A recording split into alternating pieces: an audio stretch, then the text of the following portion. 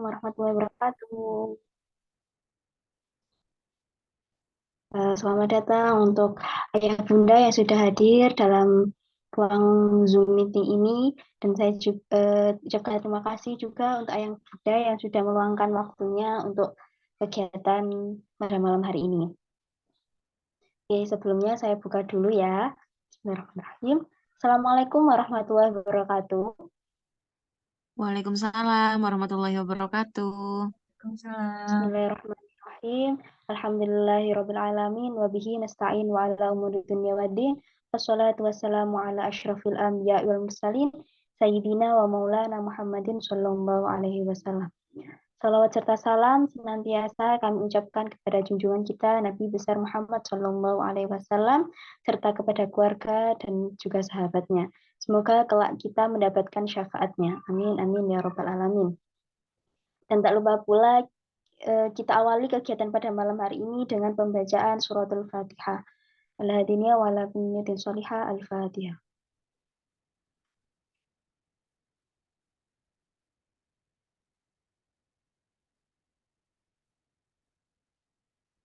Amin amin ya rabbal alamin. Semoga ayah bunda yang hadir pada acara malam hari ini senantiasa diberikan kesehatan, diberikan kemudahan dalam setiap urusannya. Amin ya rabbal alamin. Sebelumnya, perkenalkan nama saya Viroh. Saya di sini yang akan menjadi Master of Ceremony pada acara webinar malam hari ini dengan tema cara mendidik anak dengan bahagia. Oke, sudah hadir ya di depan kita ini ada pemateri kita yang Masya Allah ini sudah sudah expert di bidangnya nih, dididik anak-anak ini Insya Allah sudah mantep nih. Oke, bagaimana? Saya sapa dulu ya. Assalamualaikum Bu Ika. Waalaikumsalam. Ini panggilannya betul ya Bu Ika atau Bu Fitria atau Bu siapa nih? Ya, Bu Ika saya biasanya disapanya. Salam Oke, Bu kenal Ika. Bapak Ibu semuanya yang hadir pada malam hari ini. Salam kenal juga untuk Bu Ika. Oke, sebelumnya saya akan membacakan kurikulum vitae dari Bu Ika. Oke, Bu Ika ini bernama lengkap Bu Ika Fitria, betul ya Bu ya? Ya, ini asalnya asli dari Malang. Kemudian sekarang untuk alamat tinggalnya di Jalan Borobudur Agung Barat di Kota Malang. Dan pendidikannya, Bu Ika ini untuk program S1 di Fakultas Psikologi Universitas Erlangga, kemudian mengambil program profesi psikologi di Universitas Pajajaran. Dan untuk kesibukan dari Bu Ika Fitria saat ini, mulai dari tahun 2014 sampai sekarang sebagai staf pengajar di Departemen Psikologi Universitas Brawijaya, kemudian juga menjadi asosiat psikologi Pusat Kajian Psikologi Terapan di FISIP UB juga. Kemudian mulai dari tahun 2019 sampai sekarang juga menjadi konselor BKM, FISIP dan Pusat Konseling dan Pencegahan Kekerasan Seksual dan Perundungan Universitas Brawijaya. Kemudian mulai dari tahun 2020 sampai sekarang sebagai Ketua Badan Konseling Mahasiswa FISIP di UB. Dan mulai tahun 2002 menjadi Ketua Pusat Kajian Psikologi Terapan di UB dan juga sebagai Ketua Kompartemen Perkembangan Departemen Psikologi UB. Kemudian mulai dari tahun Juli tahun 2023 sampai sekarang sebagai psikolog praktek Hanania Kids Clinic. Ya, jadi Bu Ika ini memang fokusnya di psikologi anak atau bagaimana ya Bu ya? Boleh dijelaskan sedikit Ibu? Ya, betul sekali. Ini saya Ibu Viro atau Mbak Viro ini ya, masih muda soalnya. Saya nggak Ya, enak dipanggil Ibu. Ya, betul sekali Ibu. Saya oke. memang Kalau boleh spesial. tahu dulu untuk profesi psikologinya ambil peminatan anak dan remaja, betul ya Bu ya? Betul, saya klinis anak dan remaja di Pajajaran, Bandung.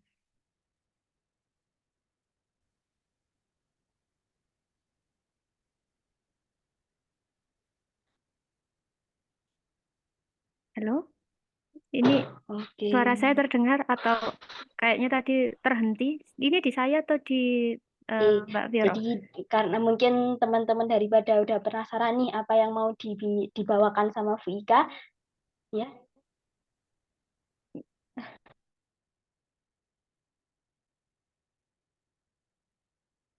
Monggo dilanjut saja.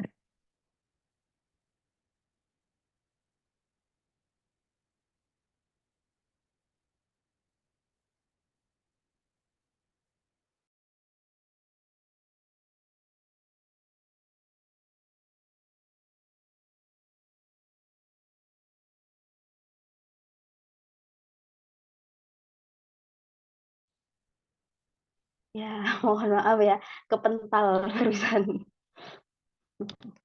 Oke. Apakah suara saya sudah terdengar?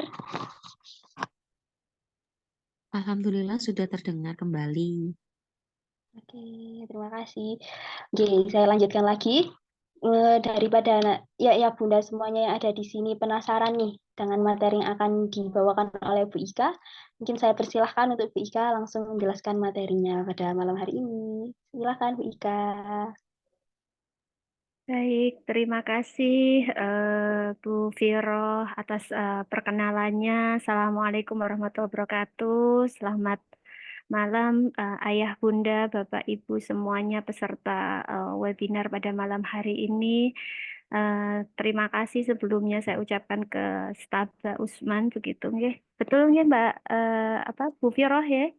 Ya, betul Ibu. Nggih, mohon Bapak maaf Usman. nanti. Ya, dan apa namanya sudah mengundang kami dari Hanania begitu ya untuk bisa apa namanya berbagi begitu Bapak Ibu sekalian di malam hari ini. Saya sangat senang sekali. Mungkin di sini saya hanya sebagai pemateri ini mungkin judulnya begitu ya. Tetapi sebenarnya proses belajarnya ini kita sama-sama belajar. Mungkin saya tidak lebih banyak juga dari Bapak Ibu semuanya. Jadi nanti kita bisa sharing dan diskusi bersama pengalaman Bapak Ibu semuanya juga karena sebenarnya mengasuh anak ini mungkin Bapak Ibu semuanya di sini juga punya pengalaman yang mungkin jauh lebih banyak daripada saya. Eh, Nanti izinkan saya mungkin berbagi sedikit apa yang saya miliki begitu. Tetapi saya harap nanti Bapak Ibu sekalian juga bisa interaktif untuk juga bisa membagikan pengalaman Bapak Ibu semuanya di sini untuk kita bisa belajar bersama-sama menjadi orang tua yang mungkin lebih baik lagi ke depannya. Baik, langsung saja mungkin saya masuk ke materi karena tadi sudah diperkenalkan oleh Bu Viroh di awal. Jadi ini nanti kita akan membahas bagaimana mengasuh anak dengan bahagia. Ini judulnya sangat menarik sekali begitu ya, membuat anak menjadi melakukan parenting atau pengasuhan yang membahagiakan itu yang seperti apa sih begitu. Oke, saya izin share screen terlebih dahulu ya. Oh, mohon maaf, ini saya tidak bisa share screen ya. Oke,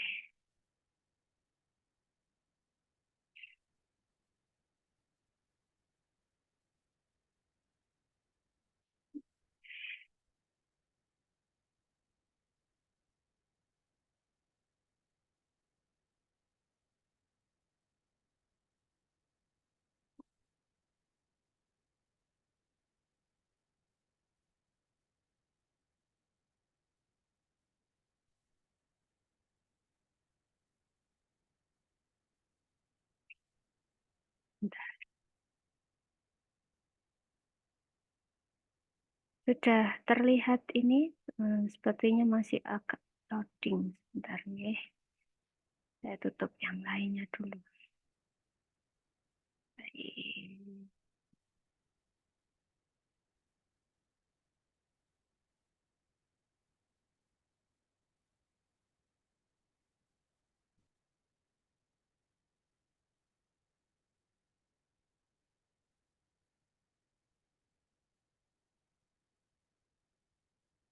Oke, sudah terlihat layar saya, oke?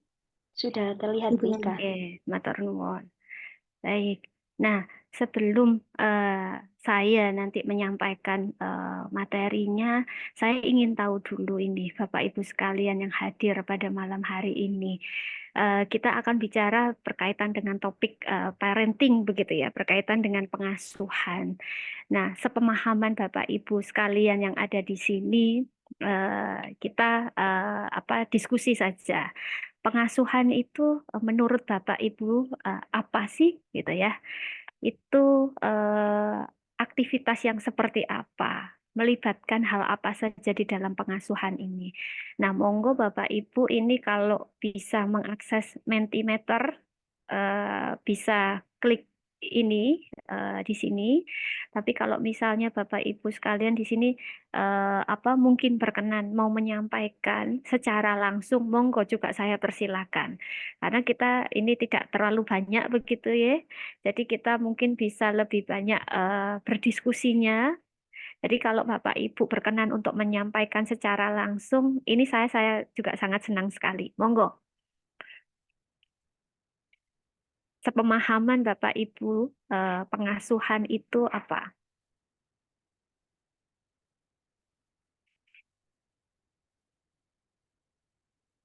Monggo, Bu Maziatus Soleha. Nggih, monggo Ibu bisa langsung open mic.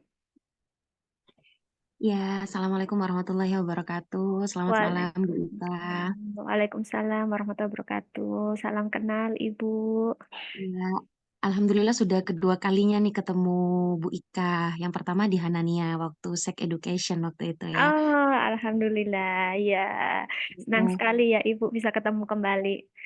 iya, menurut sepemahaman saya terkait dengan pengasuhan itu, kita sebagai orang tua itu memberikan fasilitas atau apa saja yang menjadi kebutuhan anak gitu. Misal anak membutuhkan pendidikan, ya berarti itu tanggung jawab orang tua untuk memenuhi. Anak juga butuh kayak penguatan penguatan ini ya untuk dalam segi keagamaannya diberitahu kalau agamamu ini Islam, terus Tuhannya siapa, itu tetap kewajiban orang tua. Intinya anak itu bagaikan kertas putih kalau menurut saya Bu Ika. Nanti warna dari kertas putih itu tergantung bagaimana orang tua gitu sih Bu Ika. Terima kasih. Oke. Matur nuwun, Bu. Panggilannya siapa, Bu? Kalau boleh tahu. Zia Bu. Oke, Bu Zia. Terima kasih atas pendapatnya Bu Zia. Luar biasa sekali apa yang disampaikan Bu Zia tadi. Jadi bagaimana orang tua memenuhi kebutuhan anak-anak bisa secara baik itu dalam pendidikan, dalam hal agama, begitu nggih. Kemudian juga ini ada Bu Naura yang menyampaikan dalam chat pengasuhan itu interaksi antara orang tua dengan anak untuk mendukung perkembangan anak. Oke, matur nuwun Bu Naura dan Bu Zia untuk pendapatnya. Ada yang lain Bapak Ibu sekalian yang mau menyampaikan?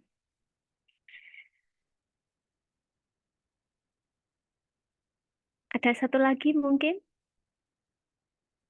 Atau sudah ada di Mentimeter? Coba saya cek dulu ya.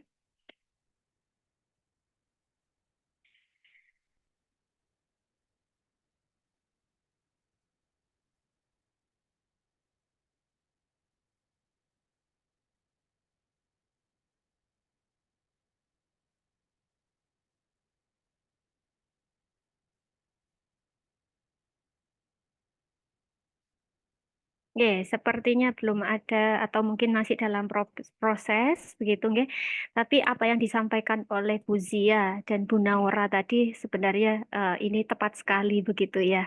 Jadi kalau kita eh, eh, bicara tentang pengasuhan.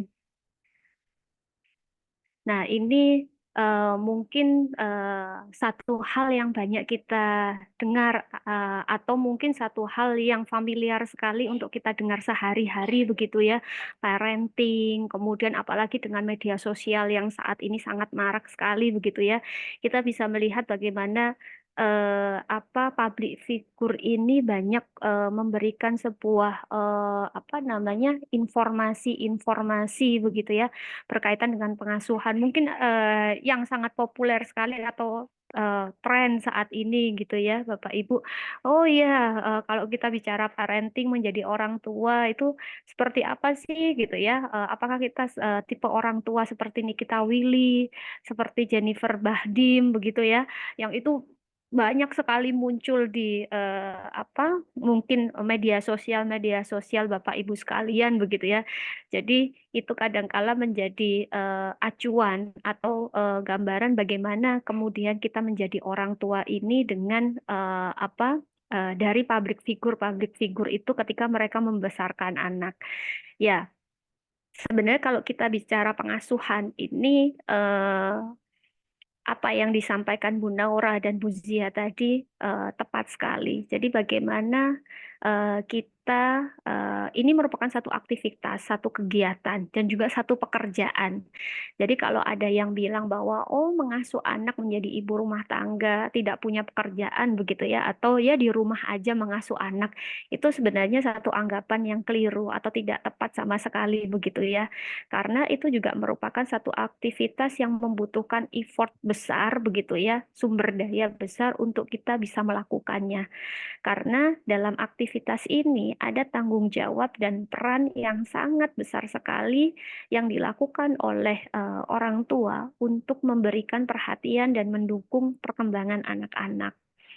Nah, bentuk perhatian dan dukungan apa yang kemudian akan kita berikan kepada anak-anak ini itu juga sangat kompleks sekali begitu ya. Tadi Bu Zia sempat menyinggung mengenai masalah pendidikan begitu ya. Kemudian juga tadi masalah berkaitan dengan agama juga begitu ya. Sebenarnya di sini kalau di dalam ilmu psikologi begitu ya, perkembangan individu itu meliputi aspek fisik atau biologis begitu ya, kemudian aspek sosio-emosi, kemudian juga meliputi aspek kognitif. Nah, di sini spiritual juga masuk di dalam sosio-emosi juga begitu ya. Jadi ini juga berlangsung sepanjang hayat. Artinya dari masa konsepsi, dari masa bayi sampai dengan masa dewasa, proses untuk kita melakukan pekerjaan itu akan terus berlangsung, akan berkelanjutan. Jadi tidak akan berhenti hanya ketika misalnya oh anak kita sekarang sudah usia 5 tahun, udah SD gitu ya, oh udah mulai mandiri, berarti pengasuhan itu akan terhenti, tidak begitu ya. Atau oh sekarang udah kuliah, udah kerja begitu ya, udah menikah anaknya, berarti kita sudah berhenti untuk menjadi orang tua melakukan pengasuhannya atau parenting kita, tidak begitu. Karena ini satu proses yang berkelanjutan sepanjang hayat. Tetapi memang di dalam setiap fase tahapan gitu ya, kalau kita bicara dalam siklus kehidupan manusia begitu ya, dari masa bayi, anak, remaja begitu ya, dewasa. Di dewasa kita nanti misal menikah, kemudian memiliki anak usia bayi, usia anaknya anak-anak, remaja, dewasa, sampai dengan lansia, sampai kemudian kita meninggal begitu ya. Nah, proses itu akan terus berkelanjutan gitu. Jadi tidak ada istilah bahwa ketika anak kemudian sudah besar gitu ya, sudah mandiri, kita akan berhenti di dalam memberikan pengasuhan. Nah, di dalam pengasuhan ini itu juga akan sangat berkembang sesuai dengan situasi dan kondisi saat ini. Mungkin kalau Bapak Ibu mengingat begitu ya. Oh iya, kalau zaman saya kecil dulu pengalaman kegiatan aktivitas dulu kalau kecil biasanya seperti ini, mainannya begini. Tapi ketika kemudian kita menjadi orang tua di masa saat ini, apa yang mungkin kita mainkan dulu. Oh, saya masih ingat dulu kalau masih kecil itu anak-anak itu main gobak sodor, main bentengan gitu ya, main lari-larian, itu mainan yang sangat populer begitu ya, yang mungkin menjadi aktivitas bermain, main bekel, bola bekel begitu ya zaman kecil saya dulu. Tapi ketika kemudian saya menjadi orang tua saat ini, ternyata permainan-permainan yang dulu saya mainkan ini tidak sepopuler dulu lagi. Mungkin masih digunakan begitu ya, mungkin masih dimainkan oleh sebagian anak, tetapi ternyata sekarang berkembang. Nah, sehingga proses kemudian kita tadi juga melakukan pengasuhan itu kadangkala juga tidak bisa kita samakan dengan bagaimana pengalaman kita dulu ketika kita menjadi anak begitu ya, dengan ketika kita menjadi orang tua. Begitu pula juga ketika kemudian orang tua kita, kakek, nenek begitu ya, atau buyut begitu ya, eh, mendampingi kita di dalam proses pengasuhan begitu ya. Alah gitu aja, nggak usah diiniin. Ibu dulu juga ngasuh kamu kan juga bisa seperti itu begitu ya. Nah ini juga perlu kita pertimbangkan begitu ya, karena situasi kondisi saat ini itu berbeda dengan situasi dahulu. Sehingga ketika kita juga melakukan pengasuhan di masa ini, kita juga harus tahu dan sadar bagaimana situasi saat ini. Saat ini perkembangan teknologi gitu ya, itu berkembang sangat pesat sekali.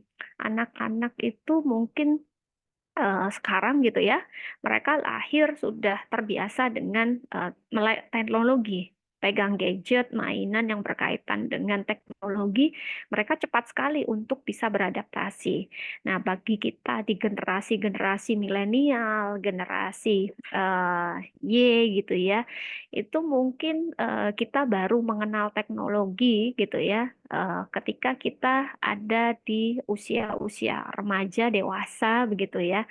Sehingga eh, bagaimana kita melakukan pendekatan nanti pada anak-anak ini juga akan tentunya berbeda. Ini yang perlu kita sadari ketika kita juga melakukan pengasuhan.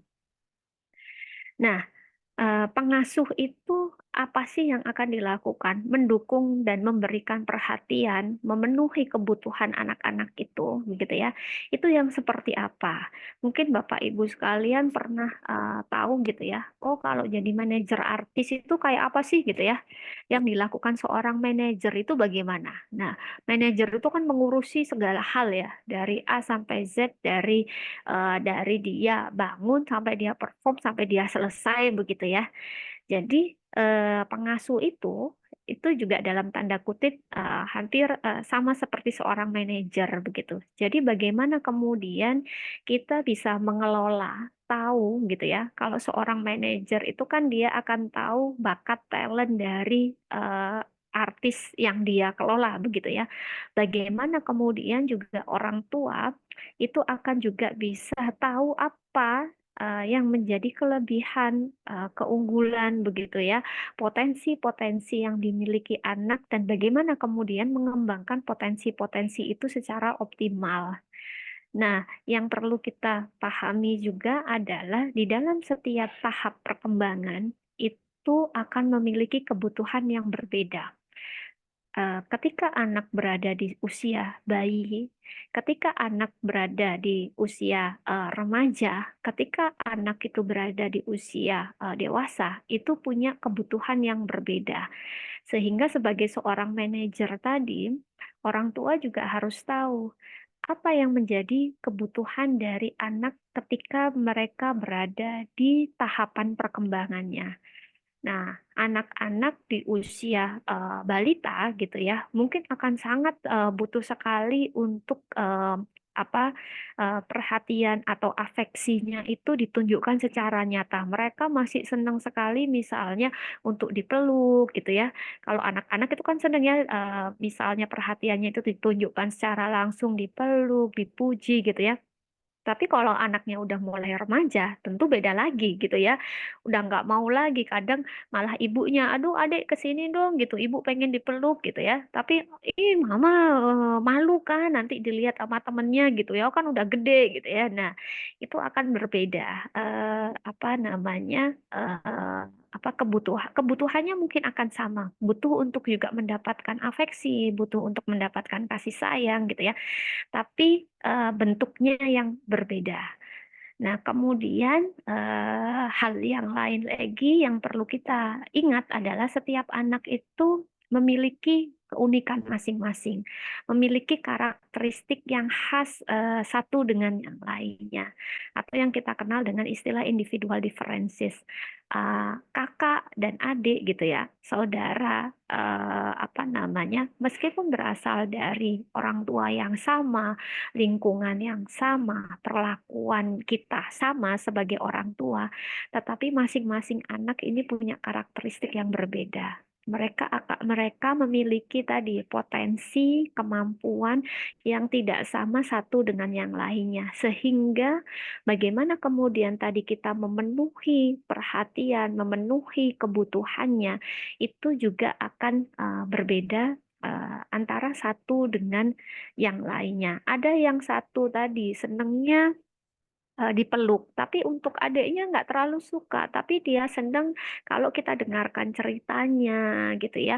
Kemudian kita apa namanya berada di dekatnya gitu ya. Jadi setiap anak itu apa punya keunikannya masing-masing.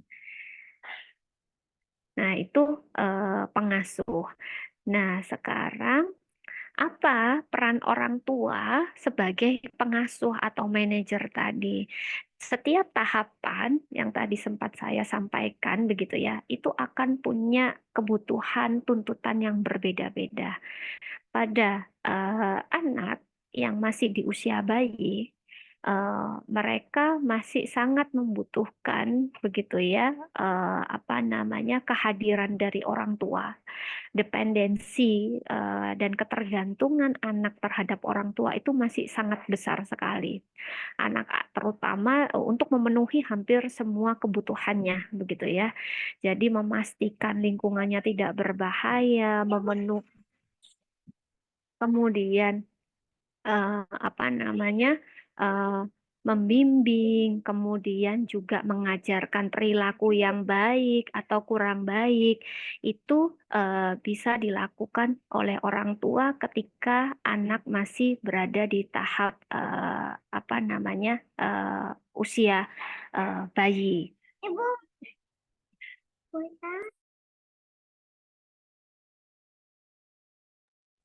Nah, seiring dengan kemudian perkembangan anak ini, apa namanya, nanti yang juga akan semakin berkembang kemampuan-kemampuan yang dimiliki, baik secara fisik, kognitif maupun sosio-emosi, begitu ya, maka apa namanya peran kita pun juga akan berubah, begitu ya. Jadi di sini tadi kalau Bu Zia bilang, oh ya nanti termasuk juga memilih pendidikan agamanya dan sebagainya. Iya, karena di sini nanti secara kognitif kemampuan perkembangan apa namanya anak-anak ini akan semakin meningkat begitu ya. Sehingga kita juga apa namanya bagaimana kemudian kita bisa memfasilitasi dan memberikan apa namanya sumber-sumber pengetahuan yang itu bisa akan menambah apa yang sebelumnya kita sudah berikan begitu ya. Jadi dasar-dasar di dalam apa informasi dan pengetahuan yang dimiliki anak ini kita perlu tambahkan dengan adanya misalnya pendidikan begitu ya formal ketika anak-anak itu mulai masuk di pendidikan preschool, kemudian pendidikan dasar, pendidikan menengah, dan pendidikan atas begitu ya. Dan kita juga nanti anak-anak perlu belajar mengenai bagaimana mereka bertanggung jawab begitu ya terhadap perilaku, memahami konsekuensi dari setiap perilaku yang mereka lakukan, mulai memahami aturan dan sebagainya. Nah, ketika memasuki tahapan remaja, nah ini akan berbeda lagi begitu ya, di mana anak-anak ini mulai menunjukkan kemandiriannya begitu ya. Kemudian mereka mulai ingin begitu ya bisa secara mandiri mengambil keputusan begitu ya. Kemudian mereka dianggap sebagai orang dewasa, diakui begitu ya kehadirannya gitu ya. Sehingga keterlibatan orang tua di anak-anak usia remaja ini biasanya akan mulai berkurang gitu ya. Anak-anak remaja gitu ya, kadang sudah mulai nggak mau lagi gitu ya. Kalau misalnya ada ayo nonton sama ibu gitu ya, atau ayo jalan-jalan gitu ya sama ibu, makan sama ini, oh enggak mau keluar sama temen gitu ya. Mau ini, mereka lebih lebih senang begitu ya untuk menghabiskan waktunya lebih banyak dengan teman-teman sebayanya. Itu biasanya satu ciri yang menonjol di usia remaja. Tetapi bukan berarti orang tua juga lepas begitu saja melakukan pengawasan atau pemantauan terhadap anak-anak begitu ya. Karena mereka juga masih sebenarnya begitu ya di masa anak begitu ya, transisi, belum sepenuhnya dewasa, sehingga kematangan mereka dalam mengambil keputusan tadi kadangkala juga tidak sematang orang dewasa. Pertimbangan-pertimbangan mereka dalam mengambil keputusan begitu ya, itu kadangkala juga masih perlu disupervisi atau diarahkan oleh orang tua untuk mereka kemudian bisa mengambil keputusan secara bijak. Sehingga monitoring gitu ya atau pengawasan ini masih perlu atau masih sangat dibutuhkan begitu ya, untuk juga bisa membantu anak-anak ini membangun kemandiriannya tadi. Nah, tetapi memang tadi ketika kita melakukan pengasuhan di masa dulu dengan di masa sekarang itu berbeda. Yang tadi saya sampaikan di awal, misalnya berkaitan dengan teknologi gitu ya. Kalau zaman sekarang anak remaja sekarang gitu ya, rasanya tidak lepas dengan yang namanya media sosial gitu ya. Pertemanan mereka itu semakin luas dengan adanya dan bisa terhubung dengan banyak orang melalui layar gitu ya. Nah, kita sebagai orang tua pun juga bisa tetap terhubung dan memantau itu juga melalui media sosial yang mereka miliki. Nah, ini yang mungkin agak berbeda dengan zaman dulu ketika kita masih remaja gitu ya. Zaman Bapak Ibu sekalian, ya mungkin Bapak Ibu sekalian di sini ada yang juga mungkin sebenarnya sudah masuk di generasi Z begitu ya. eh, Pasangan muda begitu ya, atau mungkin juga generasi milenial begitu ya, yang sebenarnya juga sudah cukup akrab begitu ya dengan media gitu ya. Eh, tetapi berbeda, tidak sepesat dan mungkin seberkembang seperti saat ini gitu ya. Sekarang banyak sekali media sosial dengan ragam varian bentuk begitu ya, eh, untuk kita bisa terhubung dengan lingkungan sosial begitu ya, yang kadangkala kalau kita mau mengikuti semuanya itu rasanya, kalau saya begitu ya kadang nggak sanggup gitu ya. Ada TikTok, ada Instagram, ada Line, ada Facebook, ada ini ya, saya punya gitu ya beberapa itu, tapi untuk kemudian bisa memainkan semuanya ini, wah udah beda dengan anak-anak sekarang ya. Mereka punya banyak sekali akun itu, dan kadangkala malah akun yang mereka miliki itu bisa lebih dari satu gitu ya. Nah, itu kan mengelola akun sebanyak itu kan tidak mudah gitu ya. Nah, itu yang mungkin juga berbeda dengan generasi kita dulu gitu. Nah, eh, di masa selanjutnya setelah remaja, dewasa begitu ya, ini sebenarnya peran orang tua ini juga masih ada. Tetapi ketika individu ini sudah berkeluarga, berkarir begitu ya, tadi ketergantungan terhadap orang tua ini kan mulai berkurang begitu ya, sehingga tidak penuh peran sebagai orang tua dalam melakukan atau mengelola dan membimbing tadi tidak sepenuh seperti ketika di fase sebelumnya, seperti di bayi, anak ataupun remaja. Tapi itu tetap ada karena tadi pengasuhan itu kan dari bayi sampai dengan dewasa sebenarnya begitu ya. Ya, kita sebagai orang tua kadangkala gitu ya, aduh pusing ngurusin anak, kadang juga ada ribut sedikit dengan pasangan, kadang juga suntuk banyak pekerjaan di rumah begitu ya. Nah, kadangkala kita juga butuh orang untuk bercerita gitu ya. Ada orang lain yang kita bisa ajak berbagi dan orang itu bisa jadi adalah orang tua kita begitu ya.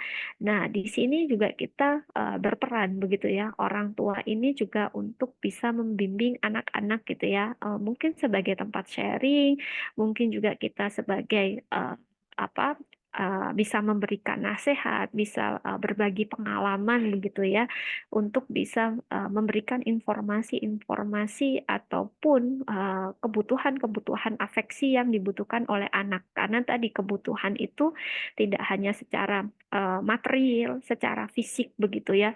Artinya, oh kalau pada anak-anak di usia muda gitu ya, bayi, anak, remaja gitu ya, dibiayai, disekolahin gitu ya. Tapi kalau kemudian sudah dewasa, sudah mereka bisa kerja, cari duit sendiri, berarti peran kita sebagai orang tua berhenti? Ya tidak begitu ya. Jadi akan tetap ada apa namanya pengasuhan tersebut. Nah, bagaimana kemudian kita melakukan pengasuhan itu ya? Pada prinsipnya mengasuh itu tadi memenuhi kebutuhan dan mengoptimalkan perkembangan anak. Tentu juga harus dengan empati. Empati itu apa?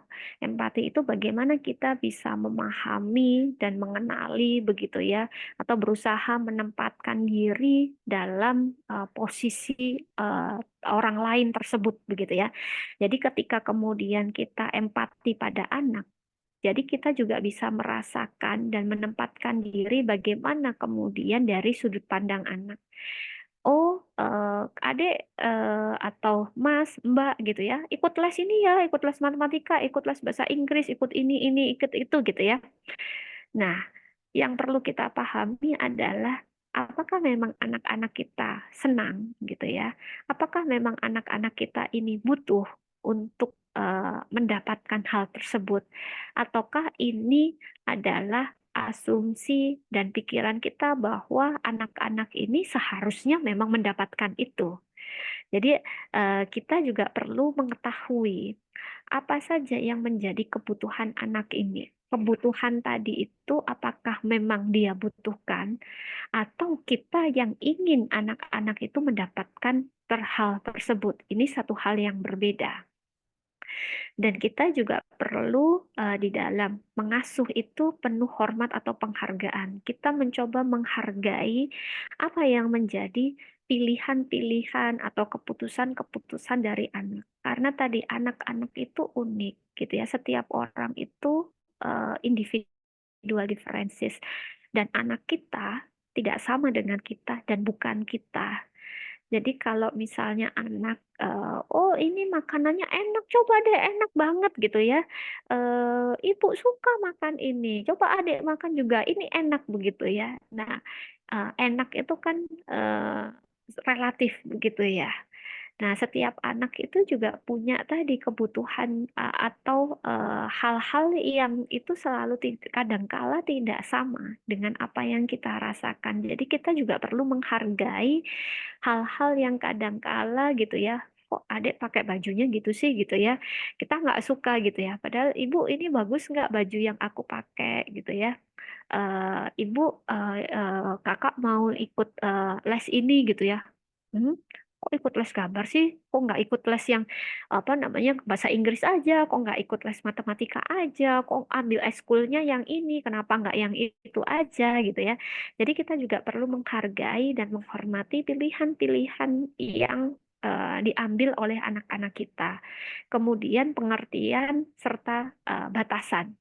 Nah, pada anak-anak gitu ya, pengambilan keputusan dan pilihan-pilihan yang mereka ambil tadi gitu, ada kalanya memang kadang begitu ya, tidak selalu gitu ya, tetapi bisa jadi kadangkala tidak apa karena pengalaman mereka juga yang terbatas begitu ya, membuat keputusan-keputusan itu kadang tidak dilandasi atau belum dilandasi dengan pertimbangan-pertimbangan yang cukup matang sehingga di sini Bapak, Ibu sekalian kadangkala juga perlu memberikan informasi, pengertian, begitu ya, bimbingan dan arahan atau batasan-batasan mana dari perilaku-perilaku yang kemudian mereka lakukan ini untuk juga mereka bisa pahami dan tahu konsekuensi-konsekuensi dari pilihan-pilihan tersebut.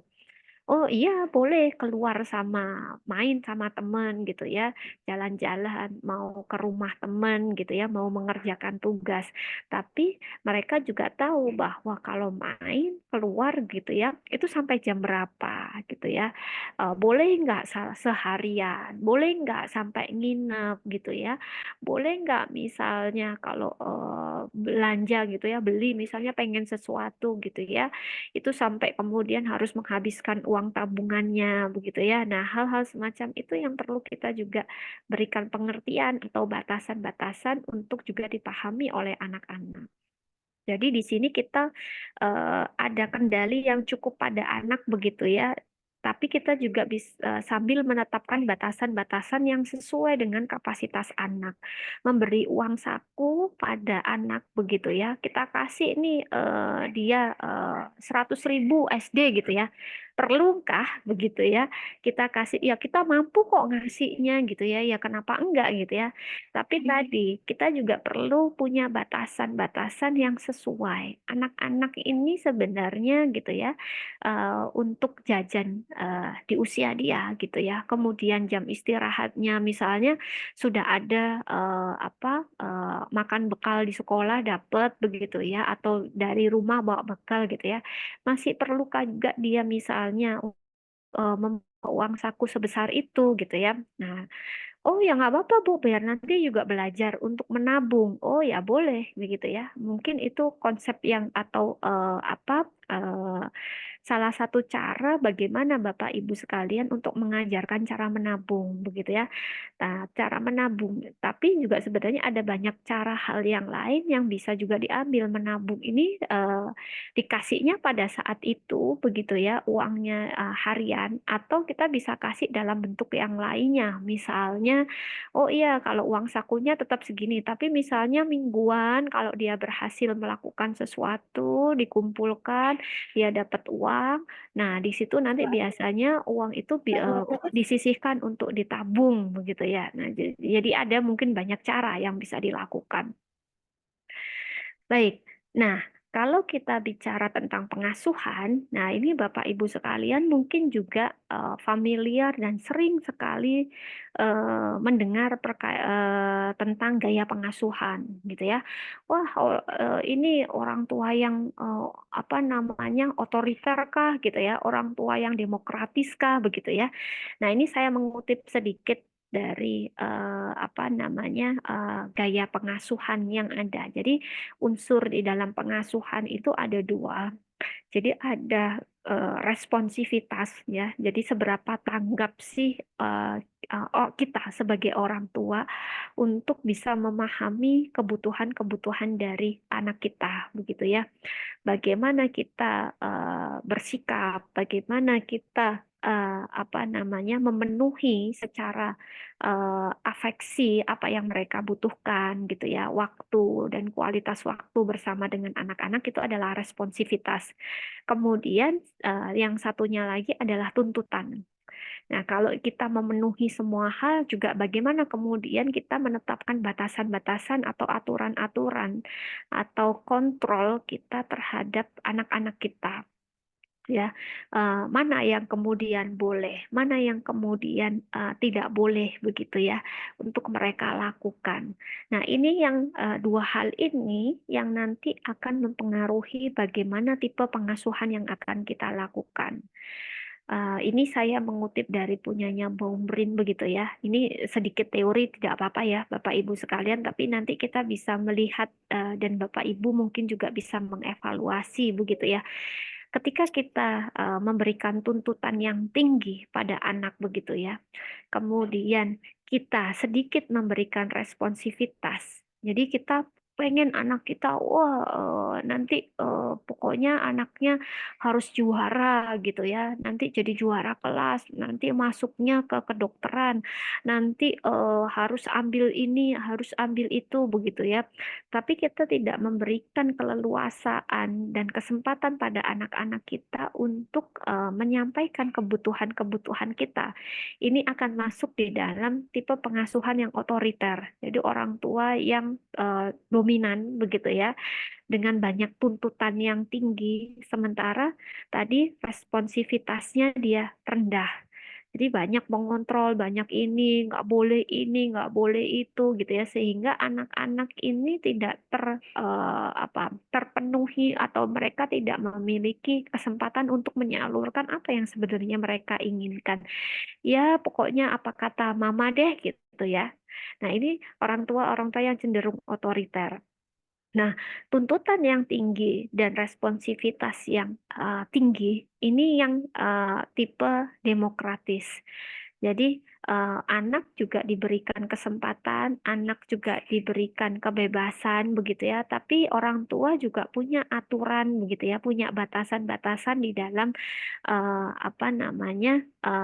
memberikan tuntutan-tuntutan tersebut. Ini yang demokratis, yang ideal yang di sini begitu ya. Nah, yang di sini ada yang indulgen atau ada yang indifferent. Ini permisif begitu ya. Jadi responsivitasnya rendah, kemudian tuntutannya juga rendah. Dibiarkan anak mau semau-maunya, ya udah silakan aja. Duh, kasihan Bu anaknya gini-gini. Jangan sampai deh nanti merasakan susah seperti yang dulu saya rasakan. Semua dipenuhi, kasihan begitu ya. Saya nggak mau anak saya nanti susah begitu ya. Nggak apa-apa lah gitu ya. Toh masih anak-anak juga begitu ya. Nah, kadang-kala hal-hal semacam itu yang membuat kita kadang tanpa kita sadari begitu ya, kita tidak memiliki aturan atau kontrol terhadap apa yang kita lakukan pada anak-anak kita, sehingga anak-anak itu bebas untuk melakukan semaunya. Ini biasanya membuat anak-anak menjadi lebih dominan begitu ya dibandingkan orang tua. Beda dengan yang otoriter tadi. Kalau otoriter tadi orang tuanya, kalau di sini anaknya. Kalau anaknya nggak mau ngambek, udah mau kabur dari rumah, wah orang tuanya bingung begitu ya. Jadi semuanya langsung dikasih, langsung dibelikan begitu ya. Nah, kalau yang di sini itu adalah responsivitasnya uh, tinggi, tapi tuntutannya rendah begitu ya. Jadi di sini biasanya indulgen itu yang pengabaian begitu ya. Jadi tidak terlalu anak-anak ini biasanya diabaikan orang tuanya, ya ya udah dibiarin aja, anaknya mau seperti ini mau seperti itu, tidak terpenuhi begitu ya apa yang menjadi kebutuhannya. Mereka pun juga tidak memiliki tuntutan-tuntutannya juga ya udah aja begitu ya, jadi tidak ada kontrolnya. Nah, sekarang pertanyaannya, Bapak Ibu kira-kira ada yang di mana gitu ya? Terlalu banyak menuntutkah begitu ya? Atau terlalu permisifkah gitu ya pada anak-anak? Ataukah tidak keduanya? Ataukah keduanya? Ya, ini Bapak Ibu sekalian mungkin yang bisa menjawab sendiri begitu ya. Saya termasuk orang tua yang ada di mana nih ya. Nah, sekarang pertanyaannya juga adalah mungkin nggak Ibu gitu ya, kita kalau memang saya terlalu permisif atau saya terlalu otoriter atau saya terlalu abai pada anak-anak saya bisa untuk merubahnya. Mungkin nggak Bapak Ibu sekalian? Apakah ini sifatnya menetap? Mungkin Bu, masih Sangat ada kesempatan. mungkin sekali, betul sekali Bu Zia, mungkin sekali dan sangat-sangat besar untuk bisa berubah begitu ya. Karena proses pengasuhan itu tadi sifatnya dinamis. Kita ketika memiliki anak di usia tadi bayi begitu ya, apa yang kemudian kita lakukan tentu mungkin akan berbeda ketika anak kita sudah menginjak masa anak, kemudian nanti menginjak masa remaja begitu ya. Pendekatan-pendekatan yang kadang kita lakukan kalau anak-anak tadi ya apa namanya kebutuhan-kebutuhan mereka berbeda, responsivitas kita kan juga akan berbeda. Tetapi mungkin kita punya gaya style yang akan terlihat dominan. Biasanya begitu ya, itu akan terlihat ada satu gaya pengasuhan yang khas yang kita akan apa namanya tampilkan gitu ya di hadapan anak-anak gitu ya.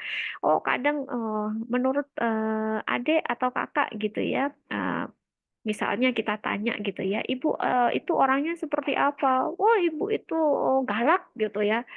Oh ibu itu sabar sekali gitu ya. Oh ibu itu penyayang gitu ya. Oh ibu itu ini suka marah gitu ya.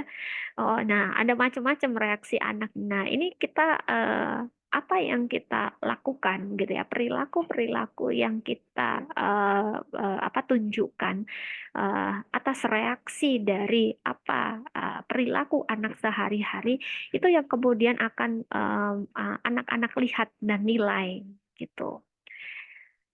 Nah, ini ada pertanyaan nih, kapan kita harus kaku dan dinamis kepada anak dari Ibu Naura? Mungkin ini juga sekalian saya bisa jawab begitu ya. Jadi kapan kemudian kita harus responsif? Kapan kemudian ini sebenarnya apa namanya responsivitas dan demanding ini tidak bergantung pada apa namanya satu situasi tertentu, tidak terbatas hanya pada satu situasi tertentu. Nah, nih eh, apa responsivitas atau ketanggapan kita adalah bagaimana kita memahami kebutuhan anak. Jadi ketika kita berada dalam satu situasi gitu ya atau apa namanya waktu tertentu begitu ya, kita tahu apa sih yang sebenarnya anak-anak ini butuhkan. Ketika ada anak menangis gitu ya, apa yang ibu lakukan? Apakah ibu membiarkannya gitu ya? Oh ya nggak apa-apa nanti akan diem sendiri begitu ya? Atau ibu kemudian mendekatinya, menggendongnya begitu ya? Itu yang dinamakan dengan responsivitas. Jadi reaksi apa yang kemudian kita lakukan ketika anak menunjukkan sinyal atau tanda apa namanya mereka membutuhkan sesuatu. Nah, ini yang nanti juga akan apa berkaitan dengan apa yang kemudian tuntutan kita pada anak-anak kita gitu ya. Oh iya, kamu harus pokoknya begitu ya. Ibu nggak mau kalau ada nilai di bawah 50 gitu ya. Ibu nggak mau kalau nilainya minimal harus 80 gitu ya. Nah, eh, tuntutan-tuntutan, aturan-aturan atau batasan-batasan ini sejauh mana kita berikan pada anak-anak? Lebih banyakkah kita kemudian memberikan tuntutan gitu ya, atau lebih banyak kemudian kita juga bisa menyeimbangkan itu dengan responsivitas yang kita lakukan, sehingga kapan kita harus kaku dan dinamis pada anak-anak ini memang akan perlu kita lihat konteks dan situasi apa gitu ya yang terjadi. Oh ibu aku nggak mau tidur siang, aku mau main aja nggak mau tidur siang begitu ya. Nah ini kita tadi dalam mengasuh kita juga harus punya apa batasan sampai mana kemudian anak-anak ini juga bisa menyalurkan kebutuhan-kebutuhan mereka dalam batasan-batasan yang wajar. boleh nggak sih sebenarnya anak-anak ini main seharian penuh begitu ya? Mereka punya kebutuhan untuk menyalurkan energi, bersosialisasi dengan temannya gitu ya, bermain itu adalah kebutuhan mereka, hak mereka begitu ya. Tetapi apakah dalam memenuhi kebutuhan itu gitu ya, sampai harus misalnya tadi kalau mereka bermain terus begitu ya, itu kan akan lelah ya, secara fisik akan kemudian membuat mereka lelah. Kalau mereka lelah gitu ya, biasanya emosinya juga akan ikut tidak stabil begitu ya. Kemudian juga akan bisa mengganggu secara fisik atau biologis. Kalau anak terlalu lelah gitu ya, itu kan juga bisa berpotensi nanti mereka kelelahan, sakit begitu ya, kondisi tubuhnya menurun. Kemudian moodnya tadi juga menurun, apa namanya, tidak baik dan sebagainya begitu ya. Sehingga kapan kemudian kita juga perlu untuk menetapkan batasan tadi, tahu kapan untuk kita mengambil kendali terhadap anak-anak kita. Dan umurnya mulai kapan ya kita sesuaikan tadi, karena setiap tahapan itu akan berbeda. Kalau pada anak-anak gitu ya, kayak tidur siang tadi, itu biasanya mereka butuh waktu tidurnya kan lebih panjang dibandingkan dengan anak-anak yang misalnya remaja. Wah, jangankan remaja, anak-anak SD aja kadang udah tidurnya udah susah kalau disuruh tidur siang begitu ya. Beda dengan anak-anak yang usianya lebih muda. Nah, itu akan berbeda. Baik, begitu ya Ibu Nora, semoga bisa menjawab. Nah, sekarang kita lanjutkan. Nah, lalu siapa yang melakukan pengasuhan ini gitu ya? Apakah ibu saja begitu ya? Sebenarnya pengasuhan itu bukan tanggung jawab ibu gitu ya. Ibu memang punya kontribusi besar, tapi pengasuhan ini adalah tanggung jawab bersama sebagai orang tua. Nah, orang tua itu kan bukan hanya ibu begitu ya. Jadi orang tua itu ya ada ayah dan juga ada ibu. Yang namanya orang tua itu, parents itu ya ayah dan ibu. Tetapi dalam pengasuhan sebenarnya ayah yang dinamakan ayah dan ibu ini juga tidak terbatas hanya pada orang tua biologis begitu ya. Ada satu situasi kondisi-kondisi tertentu di mana kadangkala ayah atau ibu secara biologis ini tidak bisa melakukan proses pengasuhan, misalnya sakit, misalnya meninggal, atau hal-hal yang lainnya yang membuat kemudian pengasuhan ini dialihkan pada orang lain, kakek, nenek gitu ya, atau significant others yang lain, om, tante, bude, atau saudara, dan lain sebagainya begitu ya, karena beberapa kondisi tertentu itu mungkin saja itu juga sebagai pengasuh begitu ya, karena punya tugas yang sama ya. Seperti juga dengan ayah dan ibu. Jadi kalau dibilang, oh iya tanggung jawab mengasuh itu hanya di ibu saja, itu sebenarnya satu anggapan yang tidak tepat gitu ya. Karena anak itu butuh figur ayah dan juga butuh figur ibu begitu ya dalam mengasuh. Cuma memang kemudian, oh kalau ayahnya bekerja, oh misalnya di luar kota, oh misalnya ibunya juga bekerja. Nah, ini kesepakatan, kesepahaman gitu ya, dan negosiasi orang tua untuk kemudian memegang porsi besar di dalam pengasuhan ini yang perlu dikomunikasikan sehingga proses pengasuhan tadi bisa tetap berjalan secara optimal gitu ya, karena kadangkala kita tidak bisa pungkiri ada situasi-situasi tertentu yang kadang membuat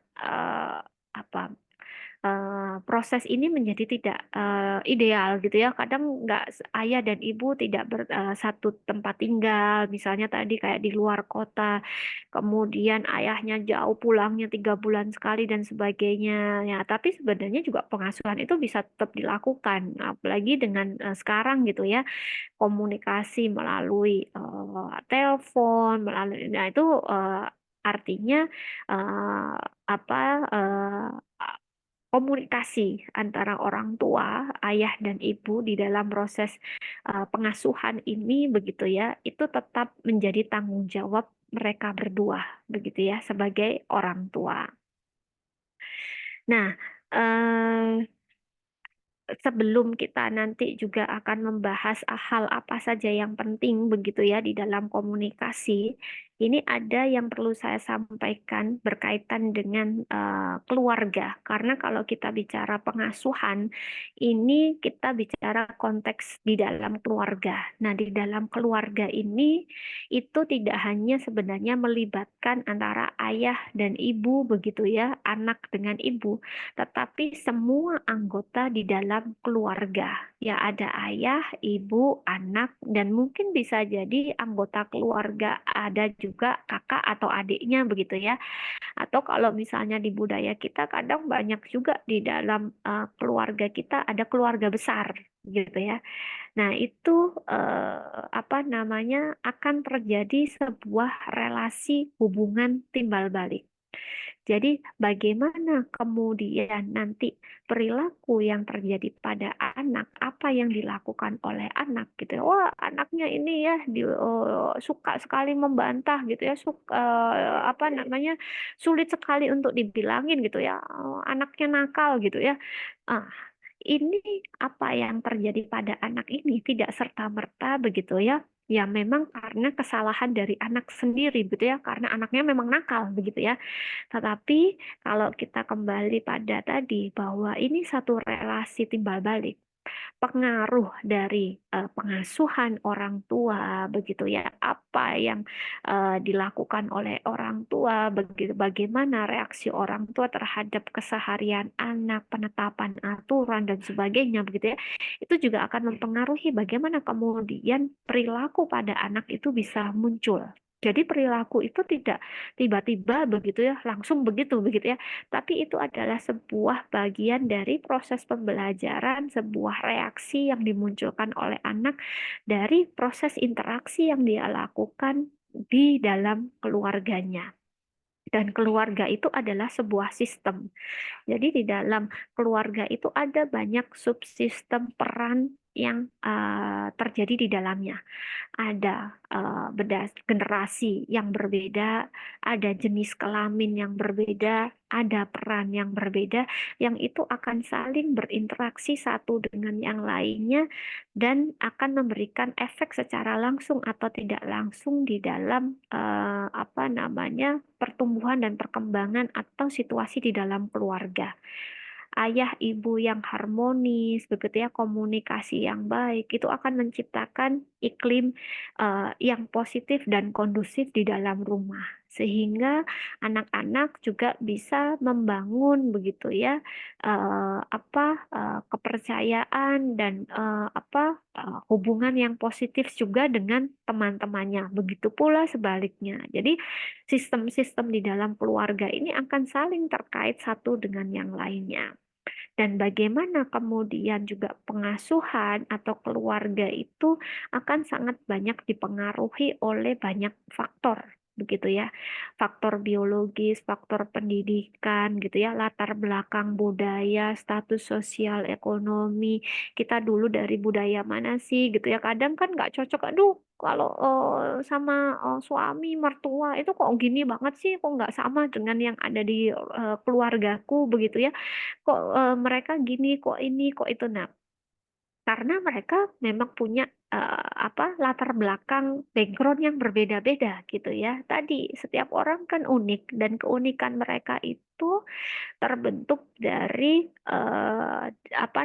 banyak faktor di dalamnya.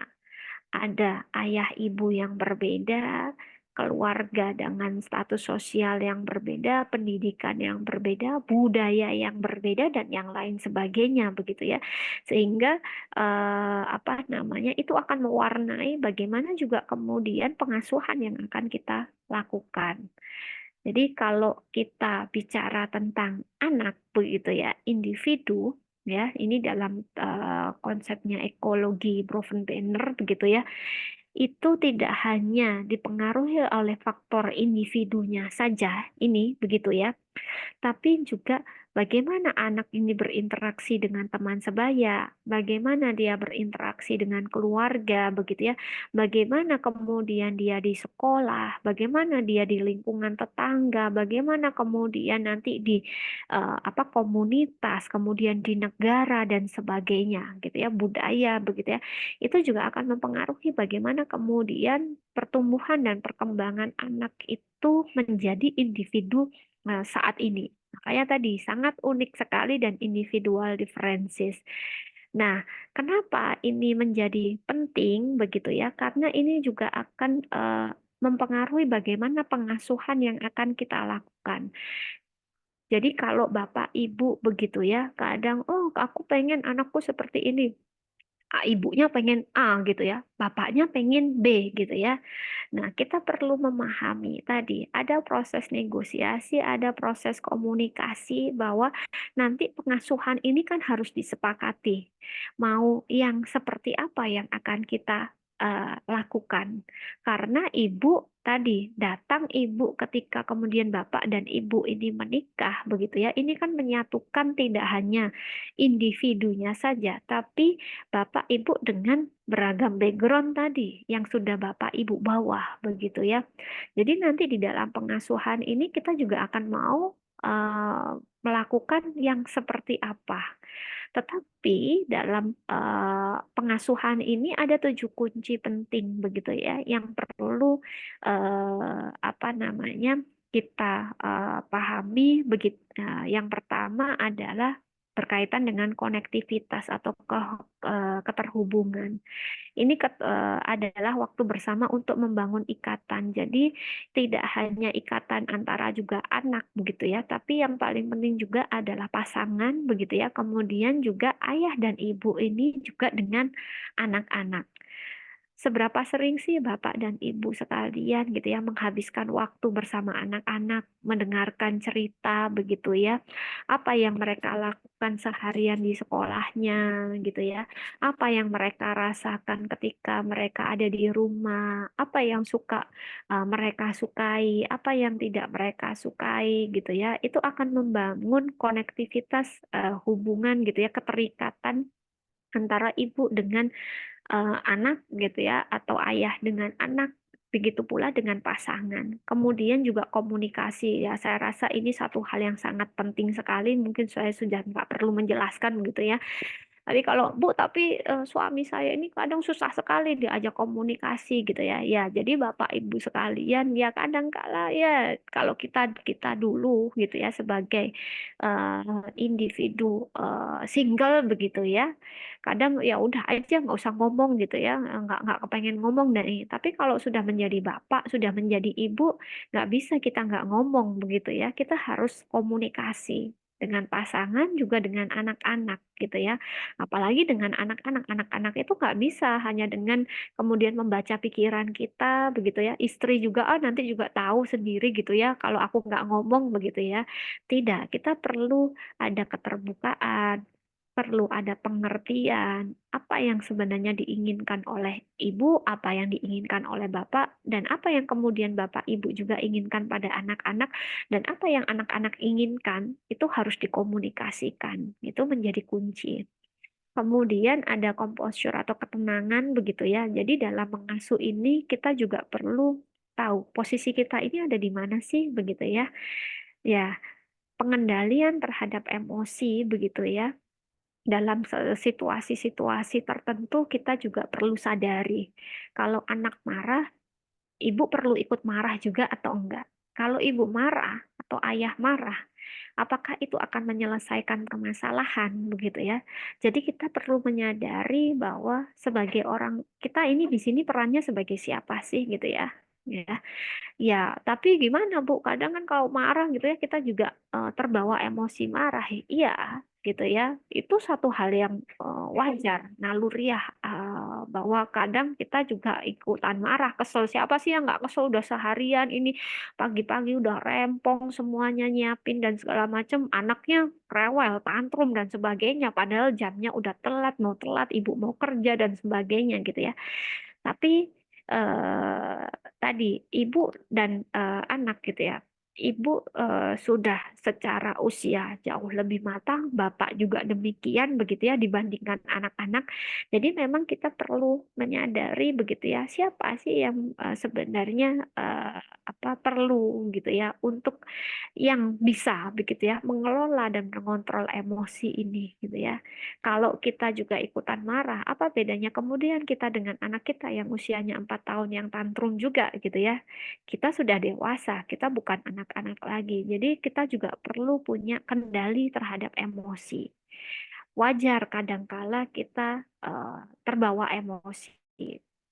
Ya, tapi kita juga harus bisa segera tanggap dan mengenali begitu ya apa yang kita rasakan untuk kemudian kita bisa mengelola emosi yang kita rasakan.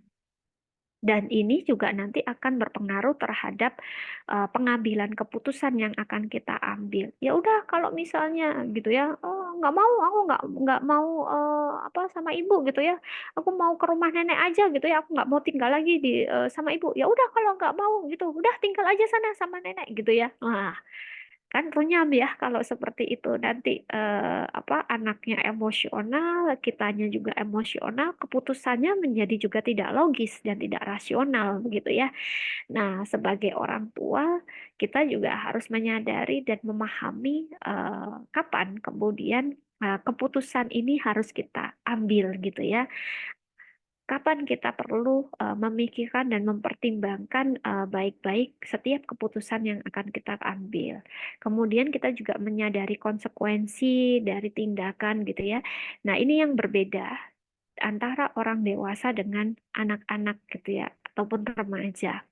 Pengalaman yang lebih banyak gitu ya, kemudian pertimbangan yang lebih matang itu biasanya ya meskipun usia itu tidak selalu menjamin begitu ya, tetapi kita setidaknya memiliki pemikiran yang lebih logis begitu ya dari setiap tindakan yang akan kita lakukan.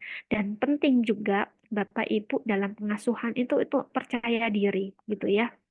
Jadi ketika kita menetapkan satu aturan, ketika kita bersikap gitu ya, pede gitu ya, jangan ini boleh nggak Bu gitu ya, boleh nggak ya? Ya gimana ya? Ini boleh nggak?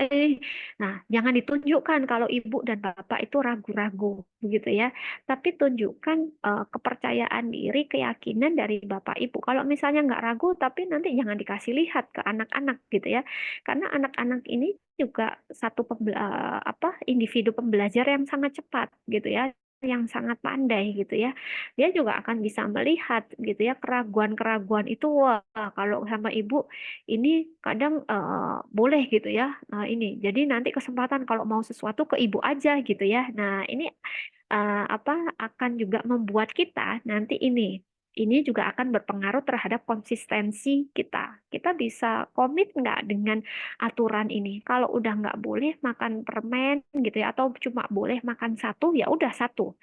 Kalau dia merengek, dia nangis, dia ini ya kita bisa konsisten nggak? Dan kalau kita sudah melarang, tidak boleh, cuma boleh satu. Ayah juga harus punya komitmen yang sama, konsisten untuk bisa menerapkan aturan yang sama. Jangan kemudian ayah boleh, ibu nggak boleh, nanti ke UTI boleh semuanya. Nah, ini yang berbahaya begitu ya.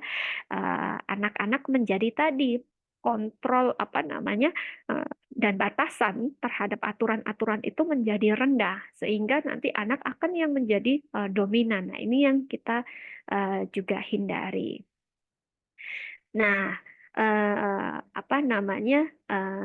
di dalam pengasuhan ini juga bukan satu ajang kompetisi gitu ya, bukan lomba antara ibu dan bapak gitu ya dengan ayah ibu yang lainnya. Bukan untuk mencari siapa yang paling juara, siapa yang anaknya nanti bisa jadi juara kelas, siapa yang nanti rumahnya kelihatan paling bersih, perabotnya yang paling bagus begitu ya, bajunya yang paling keren gitu ya, yang bisa masak paling enak gitu ya, bawa bekelin anak setiap hari gitu ya. Tidak, tapi ini adalah bagian dari proses Bapak Ibu bersama untuk tumbuh. Tidak hanya kemudian tadi kita bisa memenuhi kebutuhan anak-anak kita dan mendampingi anak-anak kita, tapi Bapak Ibu bersama anak-anak itu akan tumbuh bersama. Karena pengasuhan itu bukan tujuan gitu ya, akhir, tapi sebuah perjalanan yang akan terus terjadi gitu ya. Kita untuk menemukan diri kita sebagai orang tua begitu ya. Kita tumbuh sebagai orang tua gitu ya. Tapi anak-anak kita juga ikut tumbuh bersama kita, dan ini satu proses pembelajaran yang tidak akan pernah eh, ada akhirnya, akan terus ada gitu ya, seiring dengan tadi eh, bervariasinya kebutuhan-kebutuhan sesuai dengan tahapan perkembangan anak. Saya kira itu dari saya, mudah-mudahan bermanfaat. Terima kasih. Assalamualaikum warahmatullahi wabarakatuh. Saya kembalikan lagi pada Bu Viro. Waalaikumsalam warahmatullahi wabarakatuh. Terima kasih Bisa. Materinya ini Masya Allah ya, bisa sekali. Jadi ada beberapa hal yang emang mengena ya bagi saya. Jadi kayak tugas pengasuhan, tanggung jawab pengasuhan itu bukan hanya tugas ibu saja, tapi juga tugas dari ayah. Ayah dan ibu maksudnya orang tua. Jadi meskipun mungkin di kartu keluarga yang kerjaannya sebagai ibu rumah tangga hanya ibu, tapi bukan berarti artinya yang mengerjakan tugas untuk pengasuhan anak itu ibu saja, tapi juga ayah memiliki tanggung jawab untuk pengasuhan anak tersebut. Begitu ya Bu Ika. Baik, setelah ini kita akan memasuki sesi tanya jawab. Tapi sebelum sesi tanya jawab, saya ada beberapa informasi yang akan saya sampaikan kepada ayah bunda sekalian.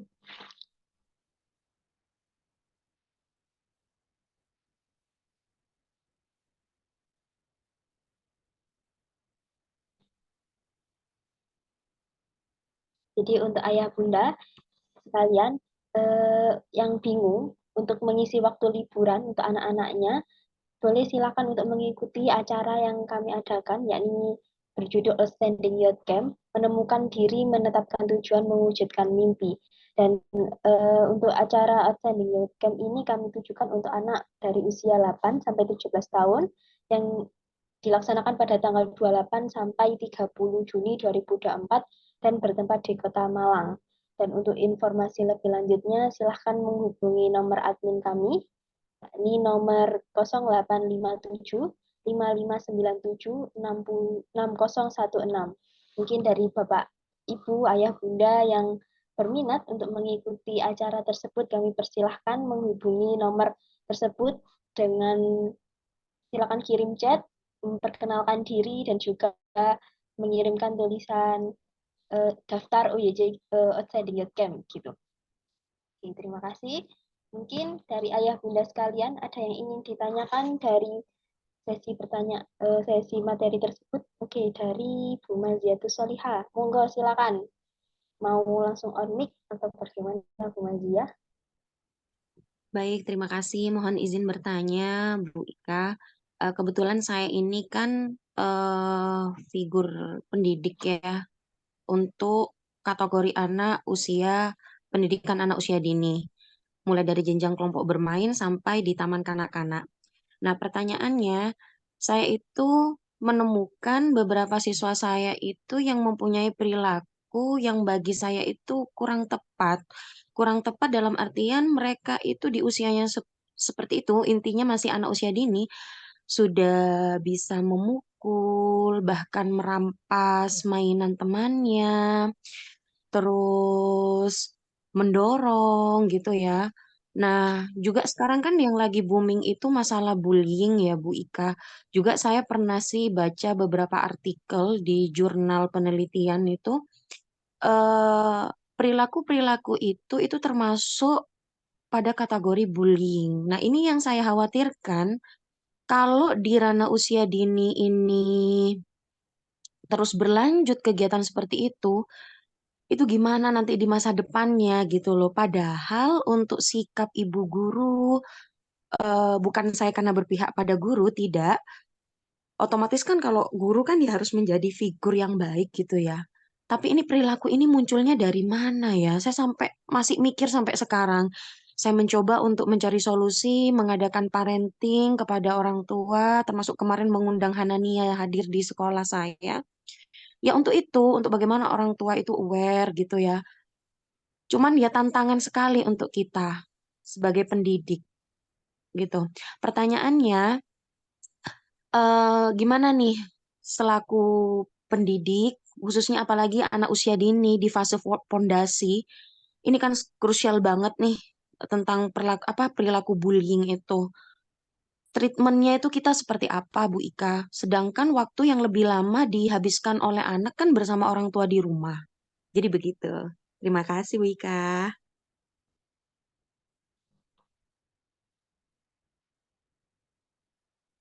Ini langsung saya jawab, Bu Viro, atau ditampung ada pertanyaan yang lain?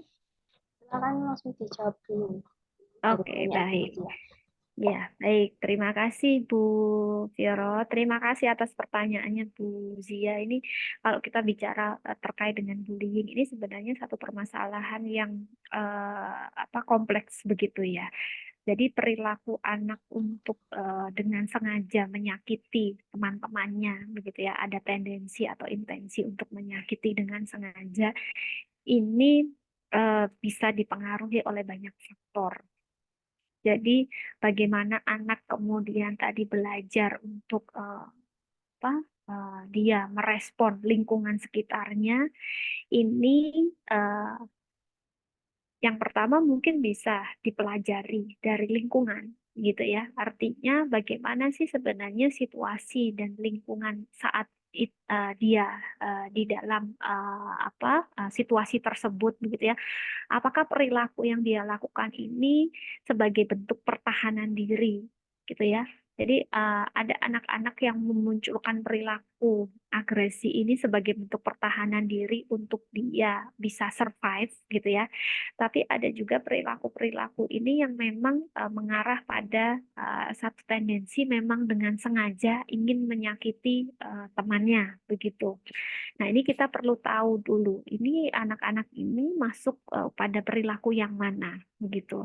Nah, ketika dia memang ada tendensi untuk dengan sengaja menyakiti temannya, begitu ya, ini kita juga perlu telusuri bagaimana anak-anak ini belajar mengenai perilaku-perilaku tersebut. Dari mana anak-anak ini mengetahui mengenai perilaku tersebut. Dan ini banyak sekali sumber referensi yang bisa didapatkan anak dari temannya, dia melihat lingkungan, dari media, juga bisa dari lingkungan keluarganya. Jadi kadangkala kita tanpa kita sadari begitu ya, apa yang kita lakukan di dalam rumah begitu ya, itu termasuk juga adalah akan menjadi model bagi anak-anak kita di dalam mereka bereaksi atau berperilaku di lingkungan sekitarnya. Nah, di kasus bullying ini gitu ya, ini memang tidak hanya dibutuhkan dari guru saja begitu ya, tapi sebenarnya akan melibatkan banyak hal gitu ya, guru, orang tua, teman begitu ya, dan lingkungan sekitar anak itu juga perlu kita kondisikan begitu ya, dan bagaimana juga membantu untuk mencegah dan menyikapi jika situasi tersebut terjadi. Dan itu juga bukan tanggung jawab satu pihak tersebut saja, begitu. Karena anak ini, karena proses perilaku tadi itu tidak hanya muncul biasanya pada situasi itu saja, tapi dalam situasi-situasi yang lain, baik itu di rumah, baik itu di dalam pertemanannya, begitu ya, maupun di sekolahnya. Sehingga koordinasi komunikasi bagaimana kemudian kita menghadapi situasi itu akan sangat penting sekali untuk kita menyikapi jika terjadi bullying. Jadi di dalam bullying ini kan juga ada pelaku, ada korban, dan ada outsider begitu ya, ada orang yang melihatnya. Nah, bagaimana kita bisa juga menciptakan situasi kadangkala ketika kemudian menjadi pelaku atau menjadi korban gitu ya. Orang-orang yang ada di sekitarnya ini kan hanya melihat aja gitu ya. Udah nggak berani mau bertindak karena nanti takutnya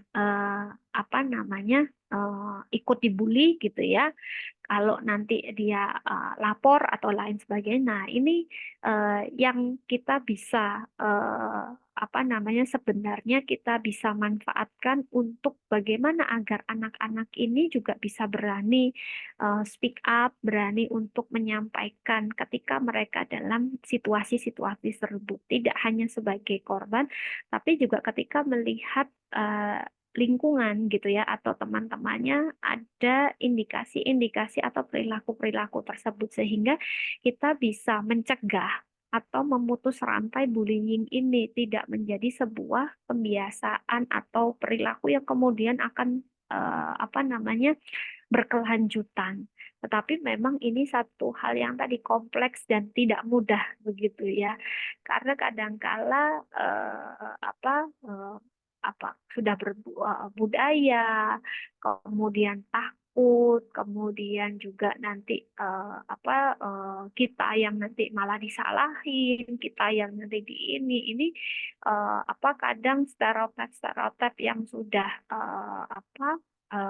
dibayangkan begitu ya, nanti akan dihadapi, itu membuat kadangkala orang-orang yang ada di sekitarnya ini ya udah lebih baik gak usah ikut campur deh gitu ya, udah lebih baik ya udah aja yang biar aja yang kemudian itu aja, yang penting kan kita nggak ikut-ikutan gitu ya, tidak terlibat.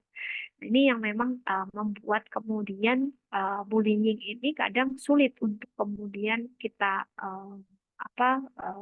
tangani begitu.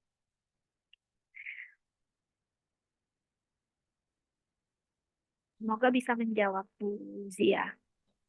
Iya, terima kasih arahannya Bu Ika. Nanti saya akan coba membuat ini lagi, komunikasi yang lebih intens lagi kepada orang tua murid saya itu, dan juga akan terus memberikan sounding yang baik kepada anak-anak jika kita mengalami sesuatu yang tidak mengenakan, misal ada ini ya, kayak perlakuan temannya yang secara sengaja melukai atau menyakiti, itu langsung lapor kepada orang tua ataupun ibu guru. Itu boleh kan ya Bu Ika ya? Iya, betul sekali. Nah, ini kan yang kadang-kadang kemudian tidak menjadikan bullying itu menjadi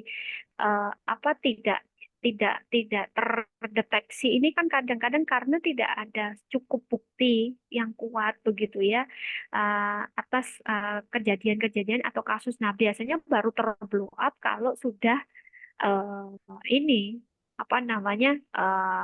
ada dampaknya begitu ya. Oh, sudah kejadian seperti ini. Tapi sebelum hal itu terjadi, sebenarnya kan perilaku itu tidak serta-merta terjadi secara tiba-tiba, kan tidak biasanya, tapi sudah berulang, kemudian sudah beberapa kali gitu ya. Tetapi karena tadi tidak ada kemudian intervensi atau tidak diketahui begitu ya, sehingga perilaku itu kan biasanya semakin menguat dan kemudian itu menjadi pembiasaan. Anak-anak jadi semakin berani, kemudian semakin ini, jadi nambah nanti gengnya, nambah ininya lagi, dan semakin meningkat biasanya. Oke. Baik, terima kasih Bu Ika. Sama-sama Bu Zia. Semangat Bu Zia. Ya, terima kasih Zia untuk pertanyaannya dan juga untuk Ika untuk jawabannya. Ini ada pertanyaan selanjutnya dari Bu Dwi Ratna Ningtyas yang ada di kolom komen ya. Ini beliau bertanya seperti ini.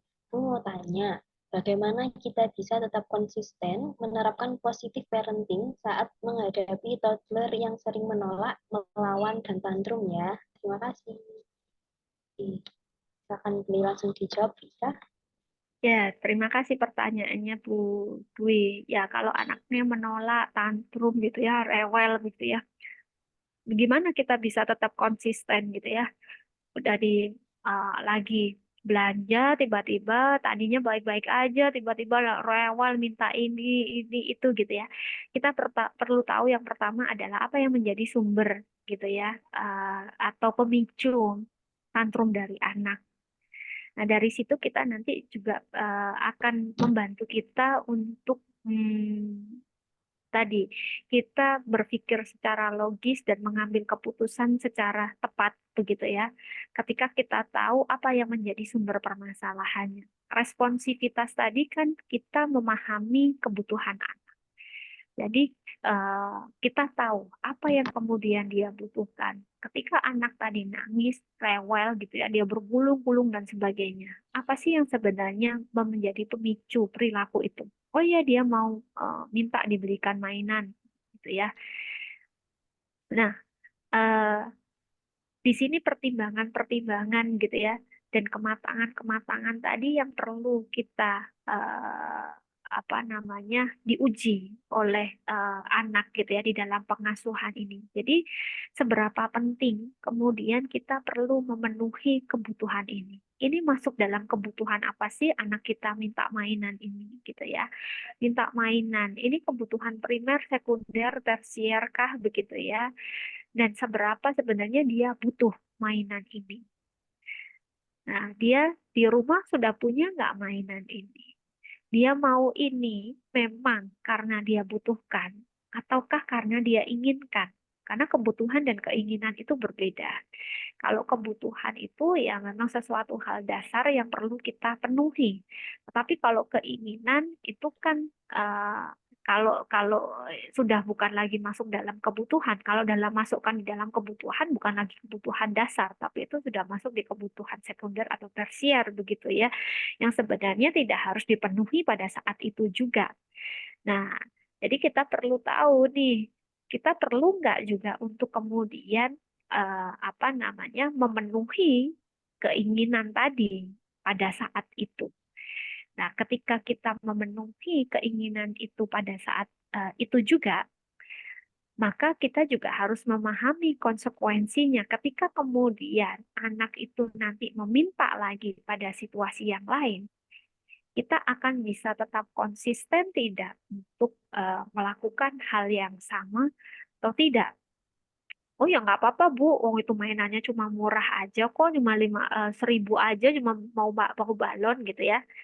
Nah, tapi gitu ya, dari konsekuensi yang kita lakukan tadi, apakah itu kemudian juga gitu ya akan memberikan sebuah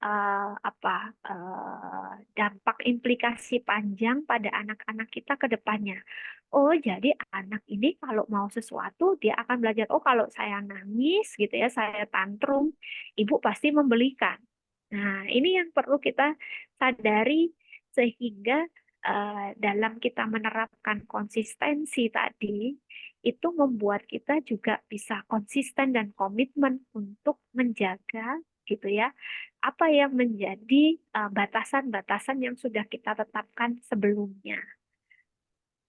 Tetap nggak kita kasih gitu ya, tetap kita belikan nggak? Nanti kalau kita belikan, itu akan menjadi senjata bagi anak-anak kita, bukan berarti kita pelit, waduh kok pelit banget sih Bu, cuma beli mainan segitu aja gitu ya, kok nggak dikasih.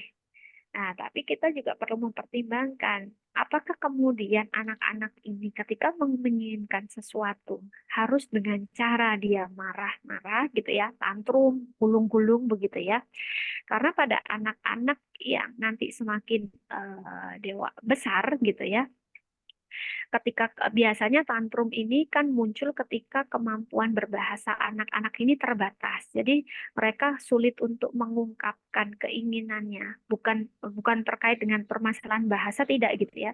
Tapi kesulitan untuk mengungkapkan apa yang mereka inginkan, orang dewasa tidak memahami, mereka frustasi, itu biasanya tantrum begitu ya. Tapi ketika kemampuan komunikasi mereka itu lebih baik, jadi seiring dengan usia ini biasanya akan mulai berkurang tantrum ini, karena mereka nanti akan mulai bisa untuk mengungkapkan keinginannya. Aku mau ini loh Ma, aku mau itu gitu ya. Aku nggak suka, aku sukanya ini gitu ya. Jadi orang lain itu akan akan lebih mudah memahami apa yang mereka inginkan, biasanya intensitas dari tantrum ini akan mulai menurun begitu. Nah, tetapi respon kita, reaksi kita ketika anak-anak menampilkan tantrum itu juga akan mempengaruhi seberapa lama kemudian gitu ya perilaku itu akan muncul kembali gitu ya. Kemungkinan perilaku itu akan muncul kembali di kedepannya. Jadi kalau tadi kita dengan nangis dia dituruti, dia akan belajar, oh bahwa kalau saya nangis, saya akan dapat mainan. Dan itu akan menjadi pembiasaan atau kemudian pembelajaran bagi anak, oh kalau berikutnya berarti kalau saya mau sesuatu, saya nangis juga, biar nanti saya dibelikan sama ibu saya. Nah ini yang kita kan tidak ingin terjadi seperti itu. Begitu Bu Dwi. Baik, terima kasih dari Bu Dwi. Mungkin ada yang masih mengganjal nih dari pertanyaannya, atau sudah cukup Bu Dwi?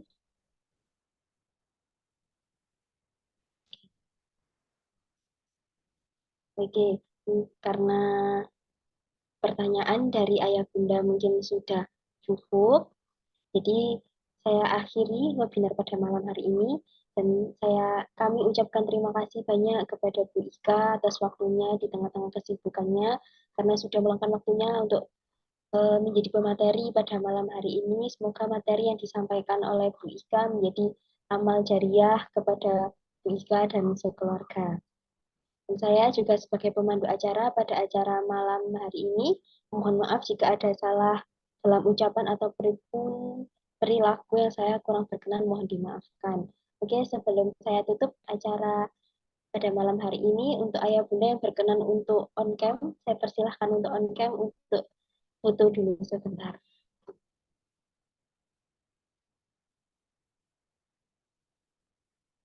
Oke. Satu, dua, tiga.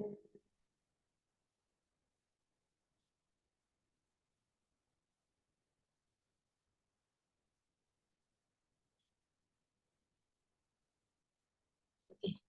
Baik, terima kasih. Kami tutup acara pada malam hari ini. Terima kasih untuk ayah bunda yang sudah hadir meluangkan waktunya, dan juga terima kasih kembali sekali lagi untuk Bu Ika atas waktunya. Terima kasih kembali. Terima kasih Ayah Bunda yang semangat ya mengikuti ini dari awal sampai akhir. Semoga kita bisa bertemu di lain kesempatan. Terima kasih juga untuk Sabah Usman. Terima kasih. Kami tutup acara pada malam hari ini. Wabillahi taufiq wal hidayah. Wassalamualaikum warahmatullahi wabarakatuh. Waalaikumsalam Waalaikumsalam warahmatullahi warahmatullahi wabarakatuh. wabarakatuh. Terima kasih. Izin live. Terima kasih. Terima kasih Bu Ika.